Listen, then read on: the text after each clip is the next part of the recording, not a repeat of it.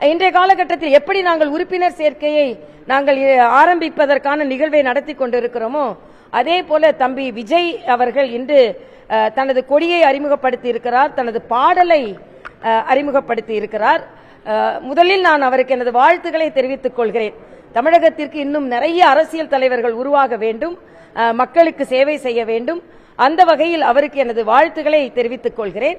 இன்னும் வருங்காலத்தில் அவர் எத்தகைய அரசியலை முன்னெடுத்து செல்லப் போகிறார், எப்படி தனது தொண்டர்களை வழிநடத்தப் போகிறார் என்பதையெல்லாம் பார்த்துவிட்டுத்தான் அவரது அரசியல் கட்சியை பற்றி நாம் கருத்து சொல்ல முடியும்.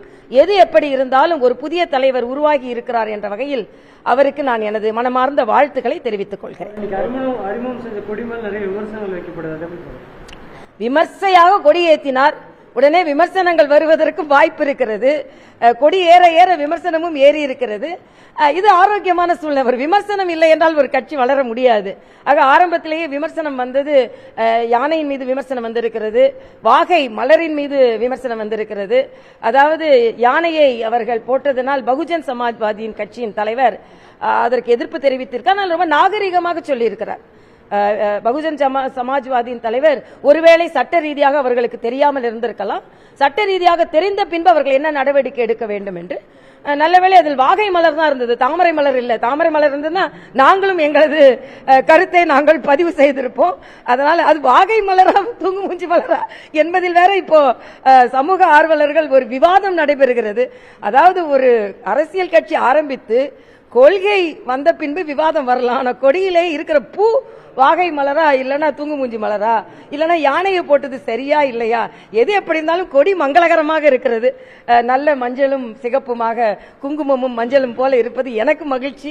ஆக அந்த வகையில் ஒரு தலைவர் உருவாகி இருக்கிறார். வருங்காலத்தில் அவர் எப்படி நடைமுறைப்படுத்துகிறார் என்பதை வைத்து நாம் நமது கருத்துக்களை சொல்வோம். இந்த விஜயோட கட்சி கொடி ஏற்றக்கூடிய நிகழ்வு, அவர் பேசுறதுக்கான நிகழ்வுகள் நடந்துட்டு இருக்கு. அதே சமயத்தில் திடீர்னு தமிழக அமைச்சரவையில் இன்னைக்கு மாலையில மாற்றம் வரப்போகுதுன்ற மாதிரி தகவல் வந்துச்சு. ஆனா முதல்வர் அதை மறுத்து எனக்கே தகவல் இல்லைன்னு சொல்லிட்டாரு. இது ஒரு ஸ்ட்ராட்டஜியா இருக்குமா? லைக் அந்த ஈவெண்ட்டை இக்னோர் பண்றதுக்கான ஒரு ஸ்ட்ராட்டஜியா இருக்குமா? இல்ல, முதலமைச்சரே தெரியாதுன்னு சொல்லும் பொழுது அதை பிரேக் பண்றதுக்காக இந்த பிரேக்கிங் வந்துதான் எனக்கு தெரியாது. ஒருவேளை விஜயின் இமேஜை பிரேக் பண்றதுக்காக பிரேக்கிங் வந்துதான் எனக்கு தெரியாது. ஆனா அதை வைத்து மட்டும் நான் கருத்து சொல்ல முடியாது. ஒரு நிகழ்வு நடந்து கொண்டிருக்கும் போது இன்னொரு கட்சியை பற்றி தகவல்கள் வந்து கொண்டுதான் இருக்கும். ஆக ஒரு தகவல் வரும்போது இன்னொரு கட்சியை பற்றி தகவல் வராதுன்னு சொல்லவும் முடியாது. ஆக வெறும் பிரேக்கிங் நியூஸால ஒரு கட்சியின் நிலையை பிரேக் பண்ணிவிட முடியாது அல்லவா? ஆக எல்லா நிகழ்வுகளையும் நாம் பார்ப்போம், வருங்காலத்தில் எப்படி இருக்கிறது என்பதை பார்ப்போம். காங்கிரஸ் கட்சி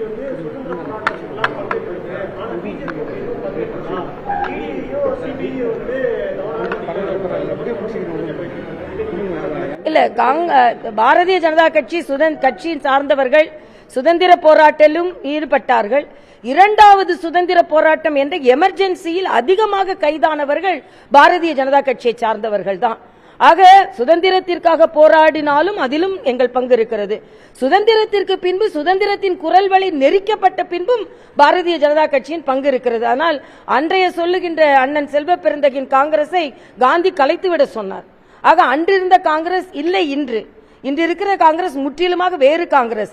அதனால் காந்தி கலைத்துவிடக்கூடிய சொன்ன காங்கிரஸ் தான் சுதந்திரத்திற்காக போராடிய காங்கிரஸ். இன்றைய காங்கிரஸ் இல்லை என்பதை நான் அண்ணன் செல்வ பெருந்தகைக்கு நான் சொல்லிக் கொள்கிறேன். இன்றைய காங்கிரஸ் கட்சி அன்று நாட்டுக்காக உழைத்த கட்சி, இந்த கோஷ்டிக்காக உழைத்துக் கொண்டிருக்கிற கட்சி தான் காங்கிரஸ் கட்சி. அவ்வளவுதான் சொல்ல முடியும். ஏன்னா ஒருத்தர் கூட்டணி வேணான்னு சொல்வாரு, இன்னொருத்தர் கூட்டணி வேணும்னு சொல்வாரு. இத மாதிரி கருத்துக்கள்லாம் அவங்க வந்து கொண்டுதான் இருக்கும். அதை தான் நான் சொல்றேன்.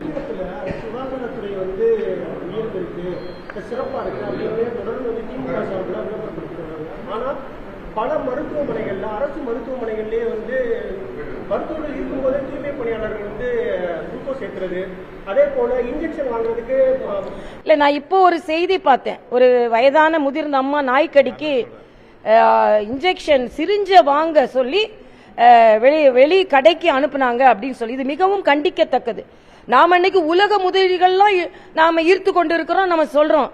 ஆனா கோடி கோடியாக உலக முதலீடுகளை ஈர்த்து கொண்டிருக்கின்ற சொல்லுகின்ற ஒரு ஆட்சி தமிழகத்துல தெருக்கோடிக்கு சென்று நீங்க ஊசி வாங்கிட்டு வாங்கன்னு ஒரு மூதாட்டியை அனுப்பும் அவல நிலை அரசாங்க மருத்துவமனைகளில் இருக்கிறது என்பதை நான் மிக வேதனையோடு இங்கே பதிவு செய்கிறேன். இது தவறு.